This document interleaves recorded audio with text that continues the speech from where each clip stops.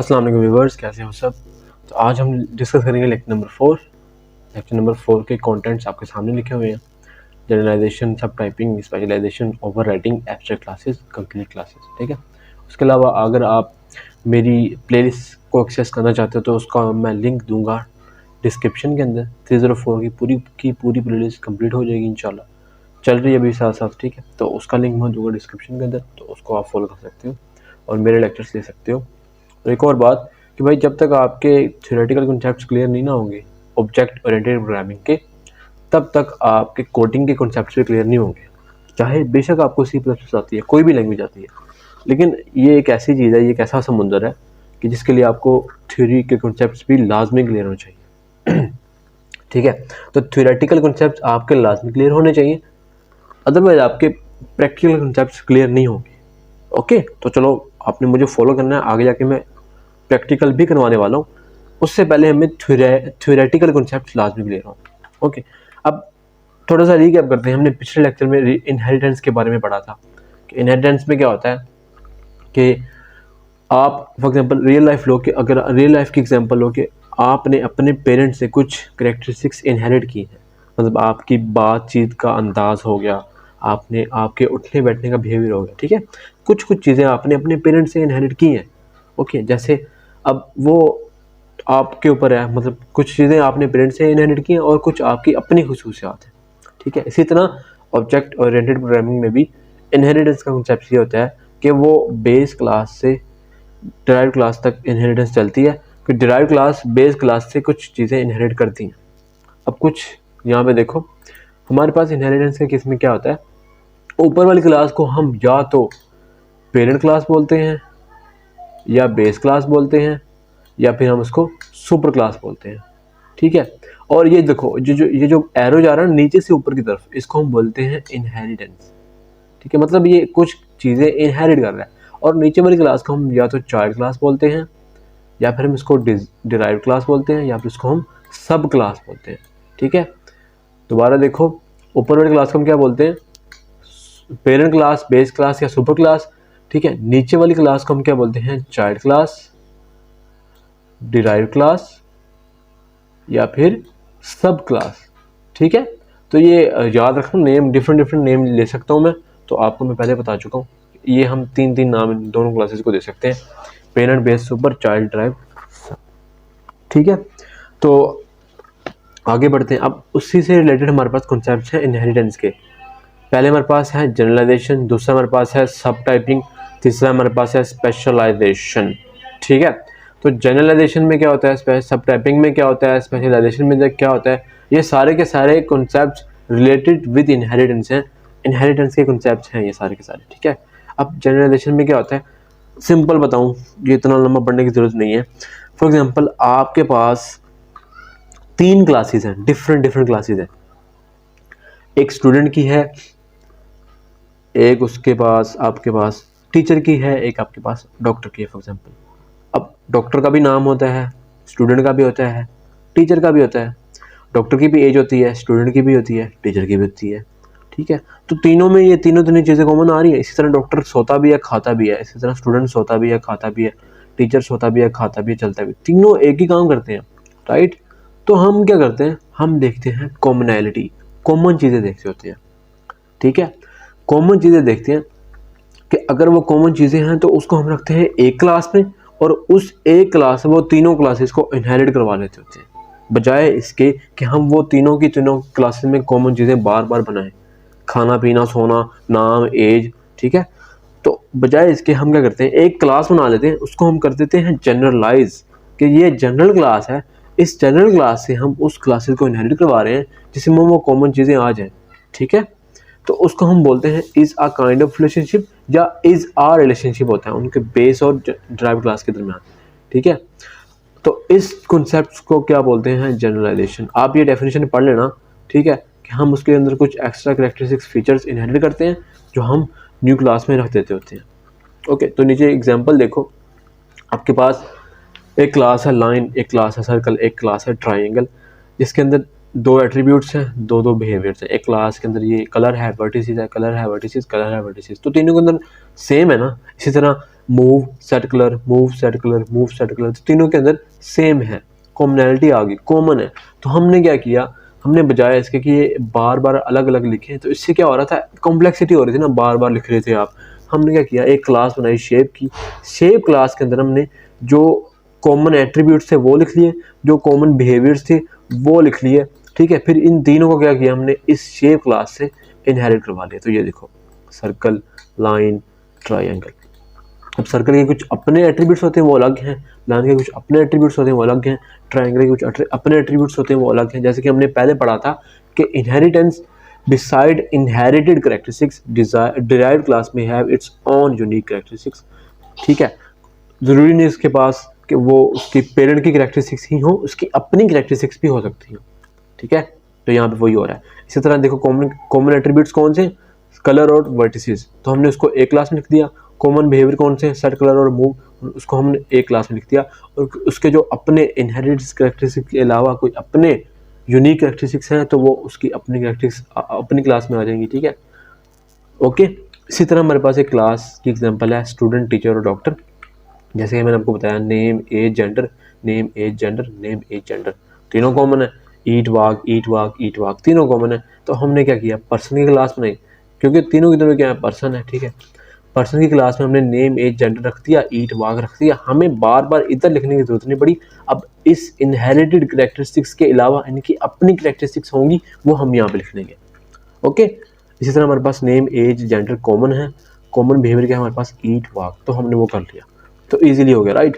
अब हमारे पास है सब टाइपिंग एंड स्पेशलाइजेशन।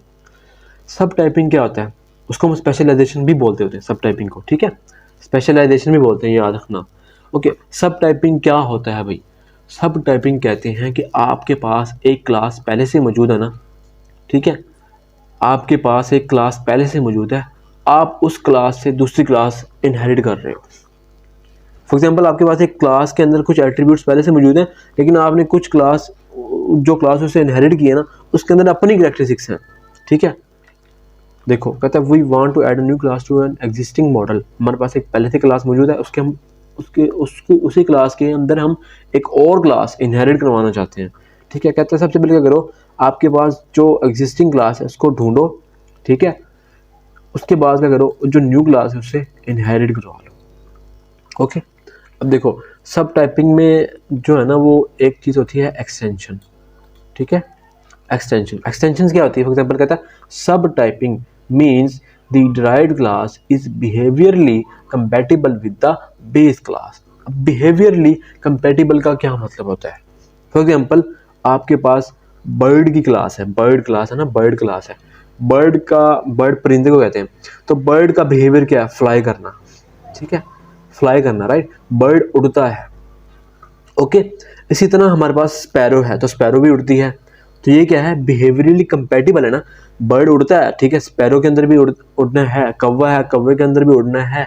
तो अगर हम जहाँ पे हमने बर्ड क्लास यूज़ करनी थी, कल को हम वहाँ पे स्पैरो की क्लास यूज़ कर लें, या फिर कौवे की क्लास यूज़ कर लें, या फिर हम वहाँ पे कोई और बर्ड, कबूतर की क्लास यूज़ कर लें, तो वहाँ पे इशू नहीं होगा, वो कंपैटिबल है, वहाँ पे एक दूसरे से मिलते जुलते हैं, दोनों में एक कॉमन बिहेवियर है, वो क्या है, उड़ना, ठीक है। इसी तरह कहता है derived class all the characteristics of base class plus some extra characteristics. Extra characteristics मतलब अब वो कुछ कैरेक्टरिस्टिक्स बेस क्लास से इनहेरिट तो कर रहा है, लेकिन कुछ अपनी कैरेक्टरिस्टिक्स वो एक्सटेंड कर रहा है, वो अपनी कैरेक्टरिस्टिक्स भी दे रहा है, ओके।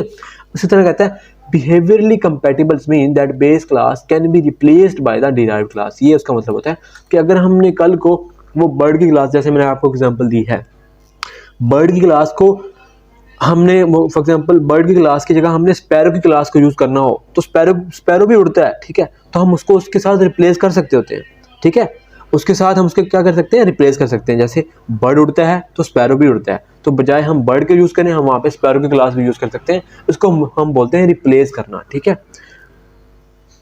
इस तरह आपको एग्जाम्पल दी है एक्सटेंशन की। अब देखो, एक्सटेंशन क्या होता है, इनहेरिटेड कैरेक्टरिस्टिक्स के अलावा इसकी कुछ अपनी कैरेक्टरिस्टिक्स होती हैं। जैसे ये देखो, हमने ये कैरेक्टरिस्टिक्स इससे इनहेरिट तो की हैं, लेकिन सर्कल क्लास की अपनी कैरेक्टरिस्टिक्स हैं, ठीक है।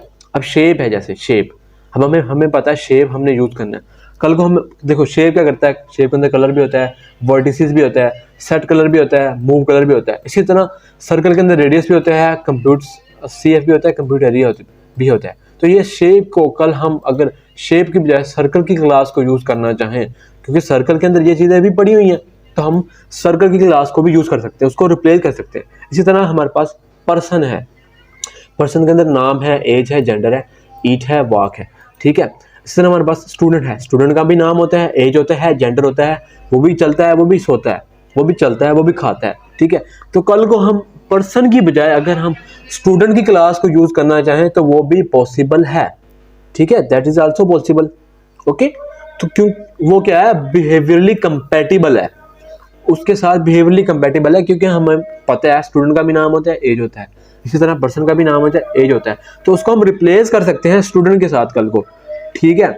अब यहाँ पे देखो उसने कहा रेडियस है, इसी तरह उसने कहा स्टूडेंट की कुछ एक्स्ट्रा कैरेक्टरिस्टिक्स है, स्टूडेंट है, ईयर है, प्रोग्राम है, जैसे स्टूडेंट टेक एग्जाम करता है, तो जो अब देखो कुछ कैरेक्टरिस्टिक्स उसने इनहेरिट कर ली है, कुछ उसकी अपनी कैरेक्टरिस्टिक्स हैं, इसको क्या बोलते हैं, एक्सटेंड करना, कैरेक्टरिस्टिक्स को एक्सटेंड करना। हाँ, तुम्हारे पास पहले कैरेक्टरिस्टिक्स तो हैं, लेकिन तुम कुछ कैरेक्टरिस्टिक्स एक्सटेंड कर रहे हो, उसको हम क्या बोलते हैं, एक्सटेंशन बोलते हैं, और उसको हम क्या बोलते हैं, सब टाइपिंग।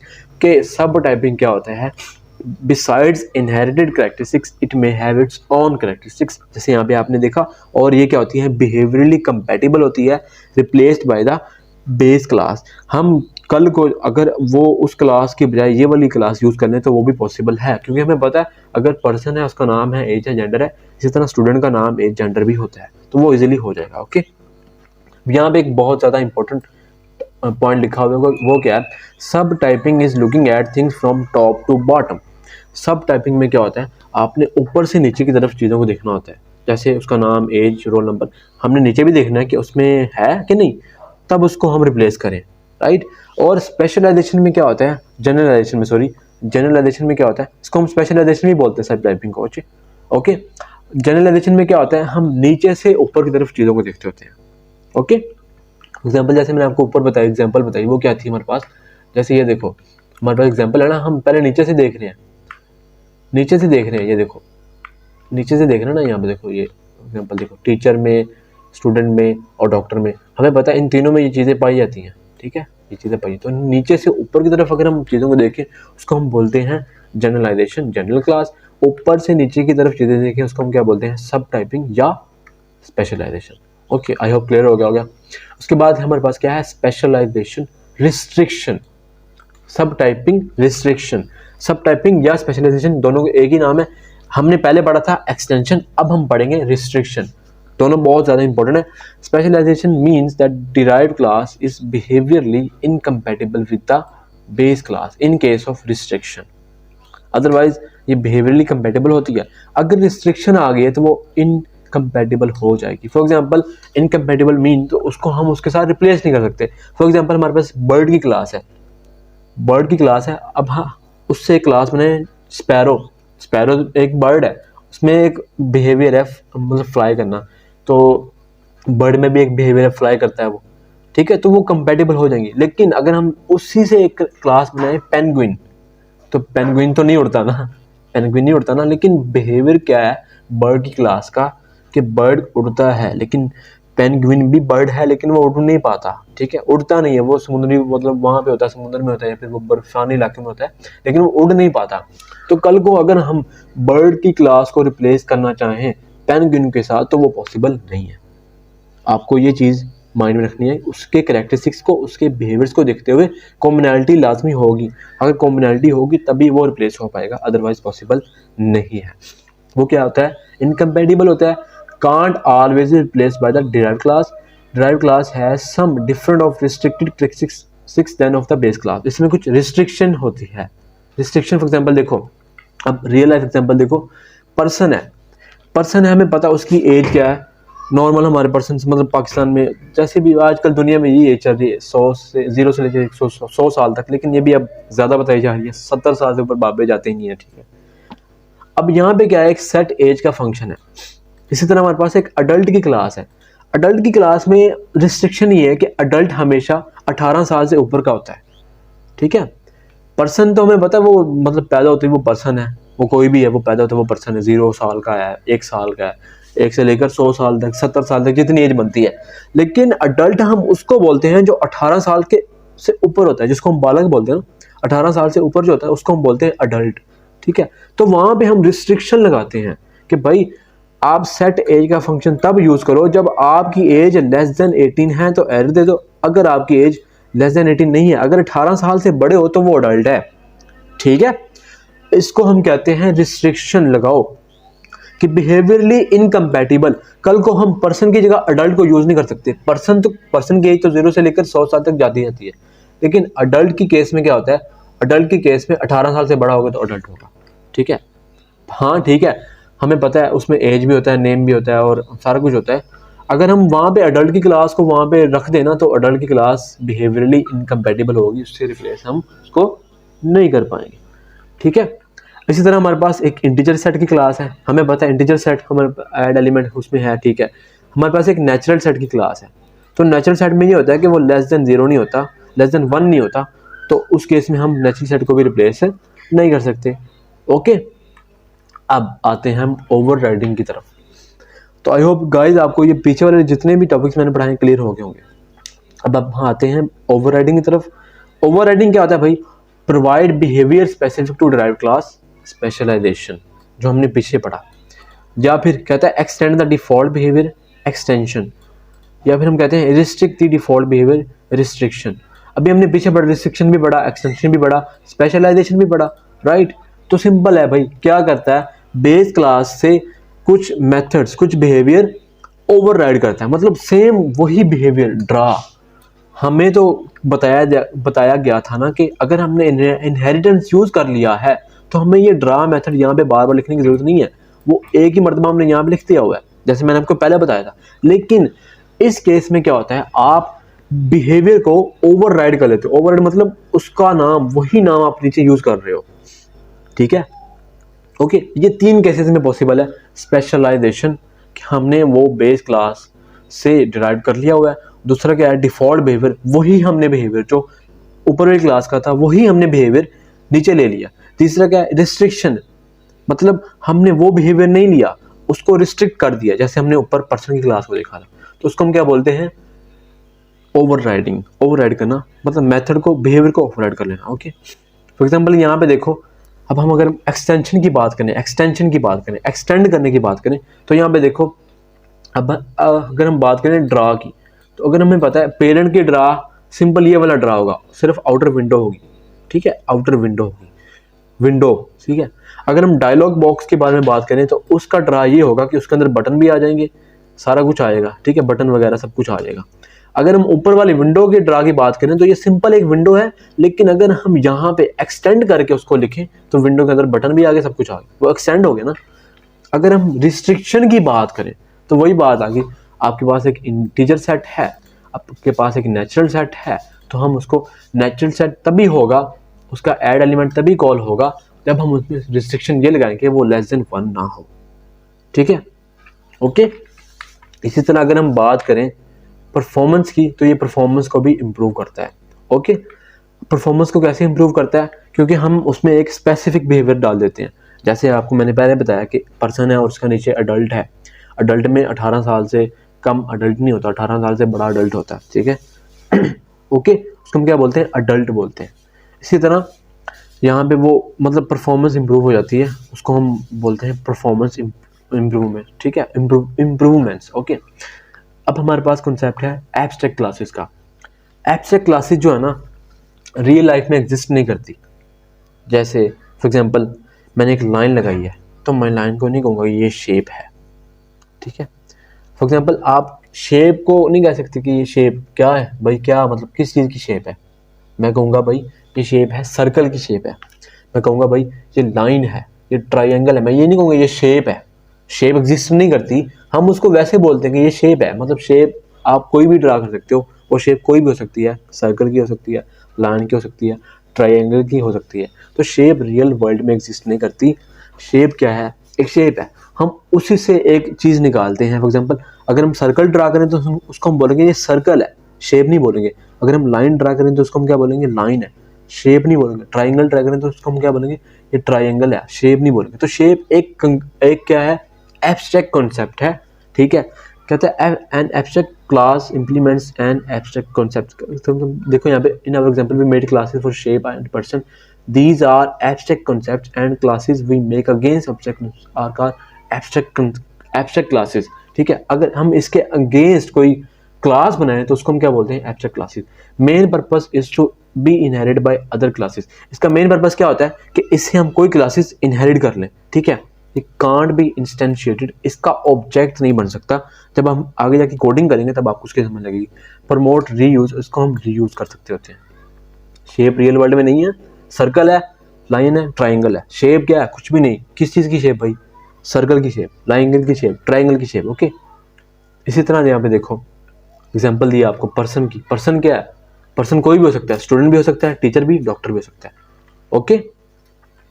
इसी तरह व्हीकल की भी अगर आपको एग्जांपल दी है, व्हीकल की एग्जांपल में क्या है, कार है। कार क्या है, कार एक व्हीकल है। कार के अंदर व्हीकल में होता है क्या, एक कलर होता है, मॉडल होता है, एक्सीलेटर होता है, डी एक्सीलेटर होता है, ब्रेक्स होती हैं। तो वो चीज़ें कार में भी होती हैं, बस में भी होती है, ट्रक में भी होती हैं। तो उसको हम क्या बोलते हैं, व्हीकल है, ओके। व्हीकल एक रियल कॉन्सेप्ट नहीं है, कार एक रियल कॉन्सेप्ट है जो आपको नजर आ रहा हो। एक और चीज जो आपको नजर आ रहा हो, okay. Vehicle is an abstract class. Abstract class can not exist stand alone in an object model. ये बात बहुत ज़्यादा इंपॉर्टेंट है, इसको याद रखना। या क्विज में पूछ सकता है कि कौन सी क्लासेस स्टैंड अलोन नहीं कर सकती। वो कौन सी क्लासेस नहीं कर सकती, वो हम बोलते हैं उसको एब्स्ट्रैक्ट क्लासेस, कि वो स्टैंड अलोन नहीं कर सकती मॉडल में। उसके बाद हमारे पास कॉन्सेप्ट है कंक्रीट क्लासेस। अब उस क्लास से जो हम क्लासेस इनहेरिट कर रहे हैं ना एब्स्ट्रैक्ट क्लास से, उसको हम बोलते हैं कंक्रीट क्लासेस, जैसे आपको रियल लाइफ में नजर आती हो, ठीक है। जैसे स्टूडेंट आपको नजर आता है, पर्सन तो आपको नहीं नजर आता ना, पर्सन कोई भी हो सकता है भाई। पर्सन शोहर भी हो सकता है, पर्सन वाइफ भी हो सकती है, पर्सन ब्रदर भी हो सकता है, पर्सन स्टूडेंट भी हो सकता है, टीचर भी हो सकता है, डॉक्टर भी हो सकता है। तो वो एक एब्स्ट्रैक्ट कॉन्सेप्ट है ना। लेकिन कंक्रीट कॉन्सेप्ट वो होता है जो आपको नजर आए। स्टूडेंट भी एक पर्सन है, ठीक है, टीचर भी एक पर्सन है, ओके। तो उसको हम क्या बोलते हैं, concrete class implements a concrete concept. These are used to instantiate objects in our programs, provide implementation details specific to the domain context. हम आगे जाके कोडिंग में जब देखेंगे ना तो आपको इजीली समझ लग जाएगा। लेकिन आप अभी के लिए ये समझो कि रियल लाइफ में जो आपको चीज़ें नज़र आ रही हैं वो कंक्रीट है, जो रियल लाइफ में आपको नज़र नहीं आ रही वो क्या है, एब्स्ट्रैक्ट है। यहाँ पे अगर व्हीकल को देखो तो व्हीकल से हमने जो गाड़ी निकाली है, तो गाड़ी एक हमें कार नज़र आ रही है ना, वो एक कंक्रीट क्लास है। बस नज़र आ रही तो एक कंक्रीट है, ट्रक नज़र आ रहा है वो कंक्रीट है। व्हीकल क्या है, व्हीकल हम किसी को भी बोल देंगे। व्हीकल हम जहाज को भी बोल सकते हैं, okay.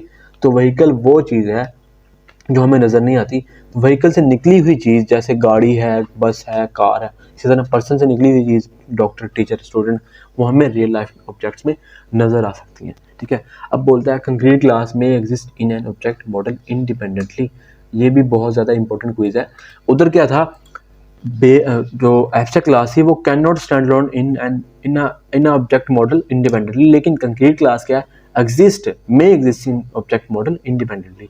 Concrete class mostly lie below the top of the class hierarchy in a good object model. Abstract class हमेशा ऊपर आती है बेस क्लासेस की किसी हायरार्की में।